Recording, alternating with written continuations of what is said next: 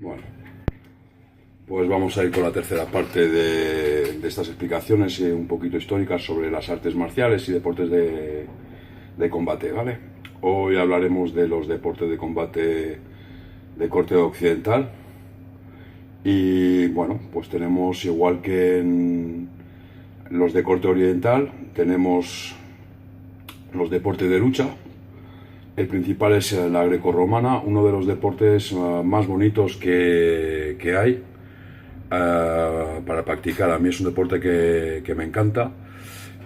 Es un deporte que quizás su fracaso es un poquito como el judo y como todos los deportes de lucha, porque es muy difícil de que sea visualmente atractivo al público, es decir, desde muy lejos para verlo es difícil, pero es un deporte que ha estado en todas las Olimpiadas, ha estado en todas las luchas y es un deporte muy, muy bonito y por desgracia muy poco conocido, ¿no? Y luego tenemos una serie de deportes que nos olvidamos mucho de lucha, que preferimos hablar de los deportes japoneses, orientales, pero que tienen mucha historia y también son muy bonitos, como puede ser la lucha leonesa o la lucha canaria. Son deportes autóctonos, los hay en casi todos los países. Los escoceses también tienen un deporte de lucha, los bretones también, en Francia hay varios, pero son deportes que por desgracia son minoritarios y se practican en la zona de donde proviene el nombre, ¿no? Es decir, la lucha canaria pues se practica mayoritariamente en las Islas Canarias, ¿no? Y eso sería lo que son los deportes de lucha. En cuanto a los deportes de puño y pierna, propiamente europeo, hay uno, que es el boxeo francés. ¿Cuál es el problema del boxeo francés? Pues realmente que es un poquito difícil encuadrarlo, es decir, sus primeras apariciones a nivel oficial son allá por el siglo XVI o por ahí. Tenemos varias modalidades, una que se practicaba en el País Vasco francés, otra por todo el sur, lo que sería la Cataluña francesa, el Rosellón y todo esto, ¿de acuerdo? Y un poquito por París. Y eso generalmente se llamaba el Sabat o el Chausson marsellés, ¿no? Las dos cosas son dos nombres que provienen de zapato, ¿no? Es decir, uno sería zapatilla, ¿de acuerdo? Y la otra sería el Chausson, también es una especie de zapatilla, pero ya marsellés. Esos son los más antiguos, ¿no? Eran deportes con muy pocas técnicas de mano, sobre todo eran directos, posiciones de guardia muy, muy atrasadas, porque la gente se pegaba sin guantes.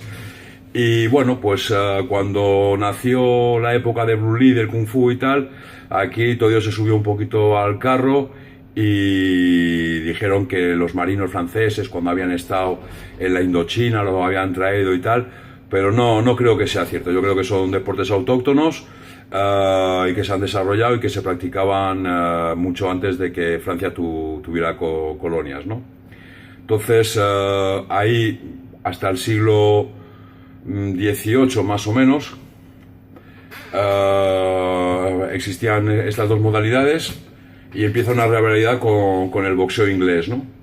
Entonces, con el boxeo inglés se mejoran mucho las técnicas de puño y daría nacimiento al boxeo francés, ¿vale? Que sería todas las técnicas de boxeo, ¿de acuerdo? Más todas las técnicas del Sabat o del Chausson, ¿vale? Y ahí pues ya empezaban los piques, que si tú, que si yo, que si el boxeo mola más, que si el Sabat, más o menos como las películas de chino, pero en plan francés, ¿no? Cuenta la historia de que, bueno, que se retaron para averiguar quién era mejor. Vino un boxeador inglés que se suponía que era campeón del mundo. En realidad era un tío que se llamaba igual que el campeón del mundo. El campeón de Sabat le hinchó la boca y los ingleses luego pidieron la revancha. La revancha la hicieron en Inglaterra y ganó el de boxeo inglés, ¿no? Es decir, lo dejamos 1-1. Realmente hasta 1900... principios de siglo, los dos deportes estaban a la par. Tenían muchos seguidores y el boxeo francés se practicaba mucho en todo lo que era la zona de Francia, Bélgica, Holanda. Era un deporte muy querido, ¿no?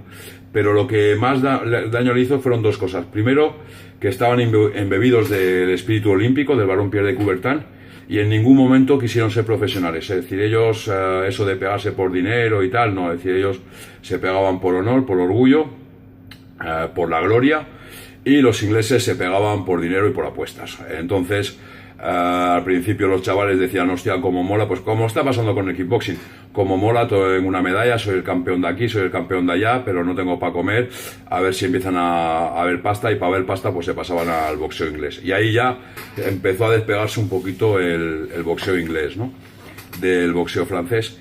Y luego lo que lo mató totalmente fue la Primera Guerra Mundial. La Primera Guerra Mundial, todos los profesores, los enseñantes, los campeones, los deportistas de primer nivel se fueron al frente, todos en un ataque de patriotismo, y allí se quedaron. Es decir, la Primera Guerra Mundial fue muy dura, las víctimas se contaron por millones, los heridos por gases volvían y evidentemente quedaban inútiles para la vida civil, y ahí Francia perdió todo su potencial humano, ¿no?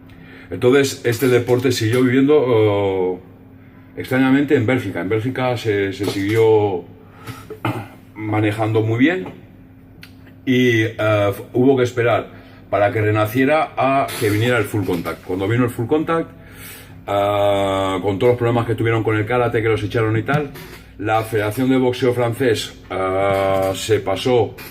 acogió a los adeptos de full contact y los hizo participar en sus competiciones, como lo cogió como disciplina asociada, y a partir de ahí volvió a resurgir, ¿de acuerdo? Pero bueno, no acaba de cuajar y no acaba de funcionar, y para mí los motivos son muy sencillos, ¿no? Es decir, por un lado, la manía que tienen de que la gente pelee con el mono de boxeo francés.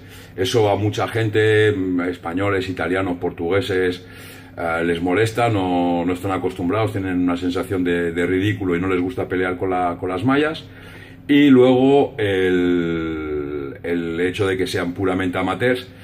Francia juega con trampa porque, como es el deporte nacional, lo tienen subvencionado, y los de aquí no, se rompen la boca y tienes que ir a hacer un cámara a todo el mundo, no te pagan nada, y evidentemente pues la gente no quiere jugar a eso, ¿no? Como anécdota, como curiosidad, es decir, uno de los motivos de que la última Olimpiada que se celebró en Londres no se la dieron a París fue el boxeo francés. El boxeo francés ha sido deporte de exhibición 2 veces. Si se lo volvían a dar como deporte de exhibición, lo tenían que hacer ya deporte oficial en las Olimpiadas, ¿no? Y en las Olimpiadas tienen problemas, quieren sacarse de encima deportes de combates. De hecho, ahora mismo el taekwondo, el boxeo y el judo y la grecorromana son los deportes de lucha que hay, y hay luchas para intentar minimizarlo. Es decir, quieren dejar uno de puño-pierna, quieren dejar uno de puño, que es el boxeo, que además no lo van a tocar porque es que les da un dinero tremendo, y la grecorromana, que la Olimpiada pasada estuvo a punto de quedarse fuera, ¿no? Es decir, que cosa que sería una pena, pero bueno, es decir, a ver, el business manda, ¿no? Es decir, las Olimpiadas que ideó el barón Pierre de Coubertin han quedado muy atrás, hoy manda el dinero, y hay deportes que realmente no generan dinero, no generan actividad, y tendrán que salir, ¿no? Es decir, eso es una cosa que el tiempo pone a cada uno en su lugar, por desgracia, ¿no? Y bueno, pues ese es uno de los motivos de que no le dieran a la Olimpiada de París, no hacer el boxeo francés deporte olímpico. Y luego tenemos el boxeo. El boxeo, eso ya es otra historia. El boxeo daría para hablar horas y horas y horas. El boxeo, la gente lo asimila, que si lo hemos encontrado en antiguas vasijas de Creta y tal, ves 2 tíos en posición de guardia y tal. Yo con eso no estoy de acuerdo. Es decir, el boxeo hasta el siglo XVI, XVII se puede mezclar y puede decir que es la raíz de todos los deportes, es decir, de la lucha y de todo. Lo que pasa es que el boxeo es un deporte que se ha ido reglamentando. Entonces, bueno, pues podemos decir que el boxeo moderno empieza con Queensberry. Las primeras reglas, pues no había asaltos, se pegaban sin guantes, se desmilitaba todo, un poquito a ojo de buen cubero. Queensberry ya empezó a poner reglas. Los primeros asaltos, por ejemplo, mucha gente se asusta, es que hacían 70, 80 asaltos, son ficticios, ¿de acuerdo? Es decir, cada asalto era una caída, es decir, que si tú te caías 20 veces en 5 minutos, habías hecho 20 asaltos, pero realmente eran 20 minutos de combate.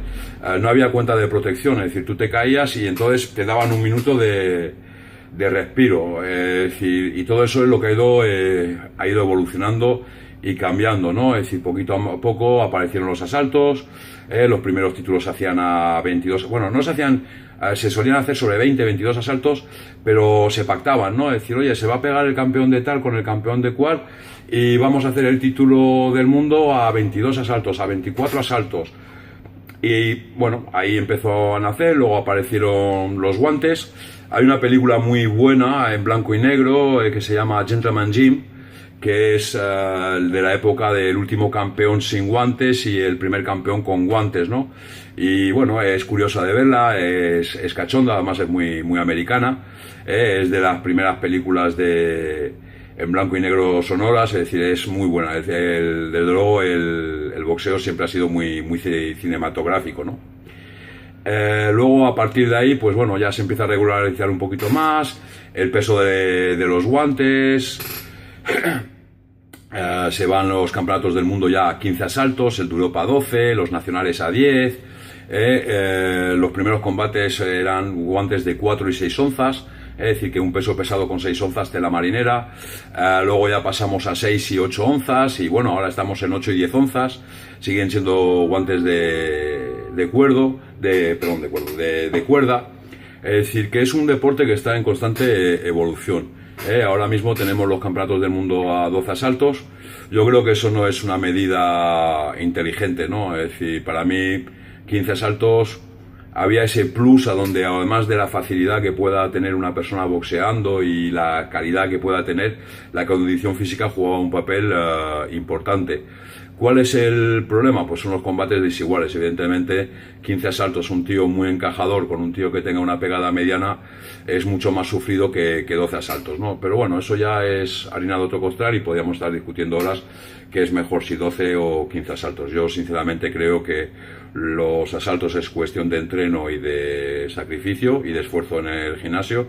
Lo que sí que es malo son los combates muy desiguales, ¿no? Es decir, en calidad, no en cuanto a récord, porque también los récords son engañosos, ¿no? Entonces, bueno, pues el boxeo ha ido evolucionando y hemos tenido dos modalidades principales, ¿vale? En un principio teníamos los amateurs, que se pegaban por amor al arte, hasta que llegaron los países del este, los comunistas, los malos, y bueno, pues a la gente la tenían en el ejército, en la policía, en las oficinas, y estaban todo el día boxeando y eran boxeadores profesionales encubiertos, ¿no?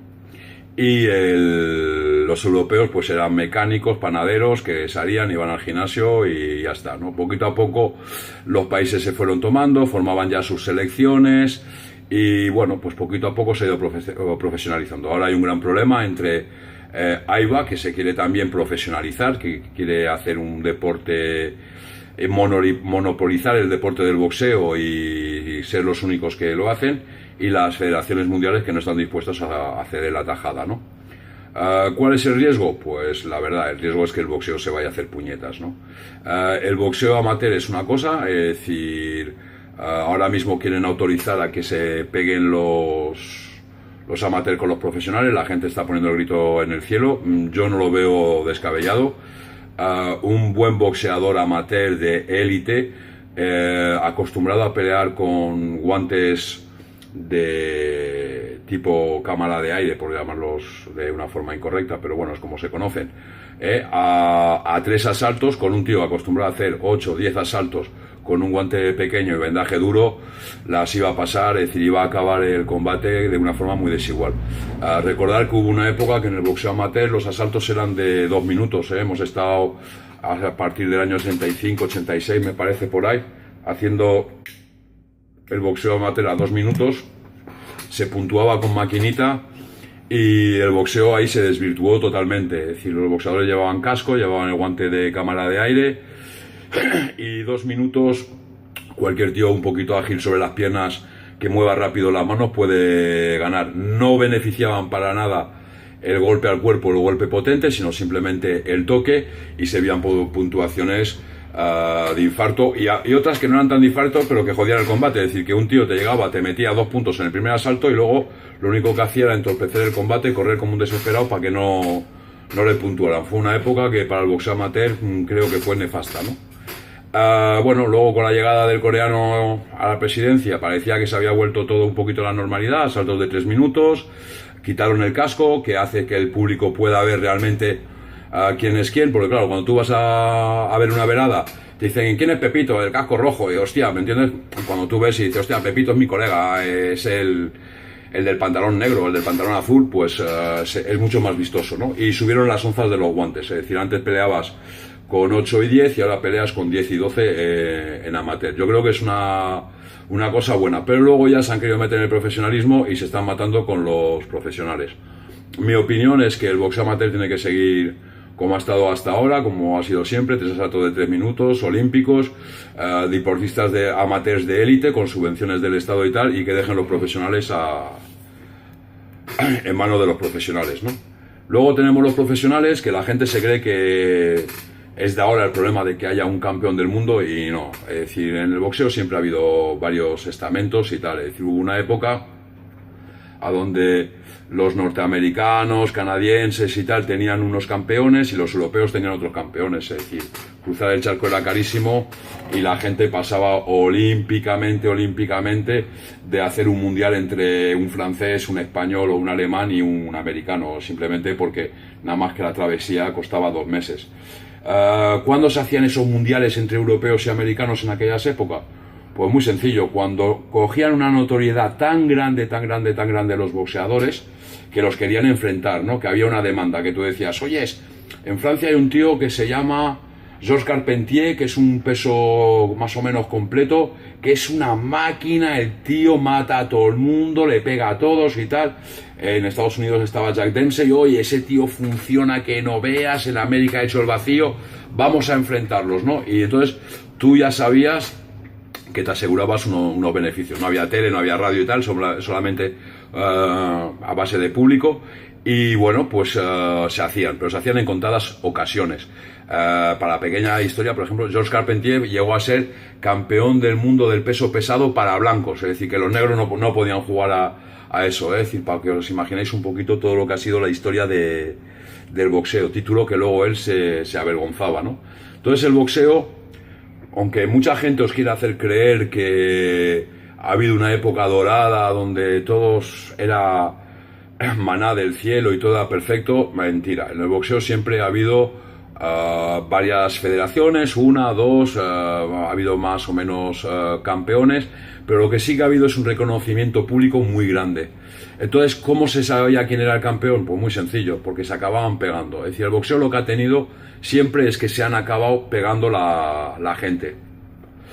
Tenemos los enfrentamientos pues de toda la época, de Ali Frazier, de Foreman con Ali, de Tyson con Buster Douglas, con Holyfield. Es decir, la gente llega a un momento que dice, oye, este tío es muy bueno, el otro es muy bueno, quiero que se peguen.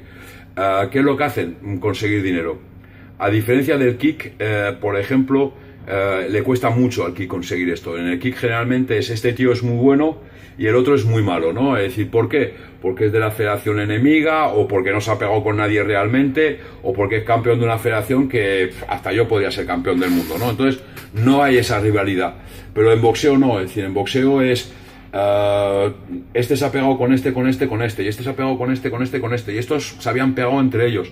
Tienen una página que es genial, que es BoxRec, a donde tú te metes, encuentras todos los historiales de los boxeadores y te puedes hacer una idea, tampoco es lo que la Biblia, ¿no? Pero bueno, de saber quién es quién y quién ha peleado con quién, ¿me entiendes? Y hacerte una idea realmente del valor de ese boxeador. Antes de que llegara BoxRec, en boxeo existía un libro, había una en versión estadounidense, que ahora mismo no me acuerdo el nombre, y otro en versión europea, que era la Biblia del Pugilato, que lo hacía el doctor Balarati, que era lo mismo que BoxRec, pero en papel. Es decir, que cada año lo comprabas, te gastaba la pasta y te venían todos los boxeadores del mundo con todos sus historiales. Es decir, que tú sabías lo que te venía. Eso en kickboxing es impensable, no se podría hacer. ¿me entiendes? Porque la propia gente engañaría al editor de un periódico de estos, ¿no? Entonces, el boxeo siempre ha tenido ese plus de seriedad, ese plus que hace que la gente lo siga y le guste, ¿no? En breve, ahora mismo, por ejemplo, estamos pasando una época un poquito, vamos a decir, mala. Hemos tenido Pacquiao, Mayweather, que han sido grandes boxeadores, se han enfrentado en un momento que no tocaba, y ahora estamos un poquito en busca de ídolos, ¿no? Es decir, quieren fabricar a Canelo. A mí Canelo no me parece mal boxeador, pero me parece que se ha exigido mucho y muy pronto. Y tienen que llegar grandes boxeadores. De hecho, si miramos por detrás los rankings por abajo, del 10 para abajo de los mundiales en todos los pesos, están saliendo chavales que con 22 años ya tienen unos historiales que dan miedo y que se van a enfrentar y tal, con lo cual yo creo que de aquí un par de años habrá otro boom del boxeo, ¿no? Y el boxeo siempre ha funcionado por curvas, ¿no? Tiene épocas muy buenas. Yo creo que la mejor época de estos últimos tiempos ha sido la de Ali, y luego, digamos, la de Marvin Hagler, ¿no? En el peso medio, ¿no? Es decir, eso ha sido dos grandes épocas. Y luego tenemos épocas medianas, a donde tenemos pues a la época de Chávez, por ejemplo, que fue una época muy buena en el superligero, o la época de Eubanks, Nigel Benn en el supermedio inglés, que son un poquito por debajo. Y luego tenemos épocas malas, a donde hay campeones circunstanciales, a donde pues se espera a que vuelvan a salir las figuras, ¿no? Entonces, generalmente el boxeo funciona así, pero siempre dentro de un límite, no llega a tocar fondo, ¿no? Y el kickboxing no, el kickboxing es de buenas a primeras estamos arriba de la ola y de buenas a primeras estamos abajo del todo. Y eso hace que el boxeo sea mucho más vendible y mucho más serio, ¿no? Luego tiene una tradición, sobre todo en lo que es la cultura occidental, tremenda. Entonces, libros podemos encontrar de todo tipo. La vida de los boxeadores, libros sobre la historia del boxeo, novelas sobre el boxeo. Ha dado para miles de películas, ¿no? Es decir, si tenemos que nombrar 7 películas de patadas famosas, tenemos las de, ¿cómo se llama? Las de Bruce Lee, tenemos la de Jean-Claude Van Damme, y para de contar, la de Contacto Sangriento, y para de contar, ¿no? Es decir, tú te pones a mirar el boxeo y tenemos Gentleman Jim, más dura será la caída, Marcado por el odio, con actores de primerísimo nivel. Es decir, a ver, no quiero ofender a nadie, pero bueno, Jean-Claude Van Damme no merece un Oscar, ¿no? Y el boxeo se ha llevado Oscars en el cine a punta pala, ¿no? Es decir, es que nada más que de las películas del boxeo se podría estar hablando horas y horas y horas y horas. Entonces, todo esto ha marcado muchísimo la historia. Es lo que creo que hace diferente el boxeo en cuanto a los demás deportes de combate. Espero que os haya gustado estos pequeños apuntes históricos y que os quede un poquito más claro de dónde viene cada deporte y, bueno, la diferencia entre uno, otro, las modalidades, amateur, profesional, y que hayáis disfrutado de estos vídeos. Un saludo y hasta la próxima. ¿No? Eran deportes con muy pocas técnicas de mano, sobre todo eran directos, posiciones de guardia muy atrasadas, porque la gente se pegaba sin guantes. Y bueno, pues cuando nació la época de Bruce Lee, del Kung Fu y tal, aquí todo se subió un poquito al carro y dijeron que los marinos franceses, cuando habían estado en la Indochina, los habían traído y tal, pero no creo que sea cierto. Yo creo que son deportes autóctonos y que se han desarrollado y que se practicaban mucho antes de que Francia tuviera colonias, ¿no? Entonces, ahí hasta el siglo 18 más. Bueno, pues vamos a ir con la tercera parte de estas explicaciones un poquito históricas sobre las artes marciales y deportes de combate, ¿vale? Hoy hablaremos de los deportes de combate de corte occidental y, bueno, pues tenemos, igual que en los de corte oriental, tenemos los deportes de lucha. El principal es la grecorromana, uno de los deportes más bonitos que hay para practicar. A mí es un deporte que me encanta. Es un deporte que quizás su fracaso es un poquito como el judo, deporte de lucha, los bretones también, en Francia hay varios, pero son deportes que por desgracia son minoritarios y se practican en la zona de donde proviene el nombre, ¿no? Es decir, la lucha canaria pues se practica mayoritariamente en las Islas Canarias, ¿no? Y eso sería lo que son los deportes de lucha. En cuanto a los deportes de puño y pierna, propiamente europeo, hay uno, que es el boxeo francés. ¿Cuál es el problema del boxeo francés? Pues realmente que es un poquito difícil encuadrarlo, es decir, sus primeras apariciones a nivel oficial son allá por el siglo XVI o por ahí.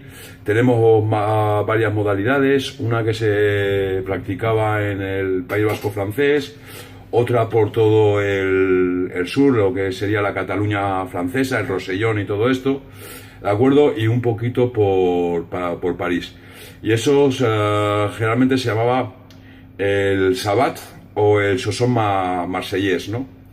Las dos cosas son dos nombres que provienen de zapato, ¿no? Es decir, uno sería zapatilla, ¿de acuerdo? Y la otra sería el Chausson, también es una especie de zapatilla, pero ya marsellés. Esos son los más antiguos. Y como todos los deportes de lucha, porque es muy difícil de que sea visualmente atractivo al público, es decir, desde muy lejos para verlo es difícil, pero es un deporte que ha estado en todas las Olimpiadas, ha estado en todas las luchas y es un deporte muy bonito y por desgracia muy poco conocido, ¿no?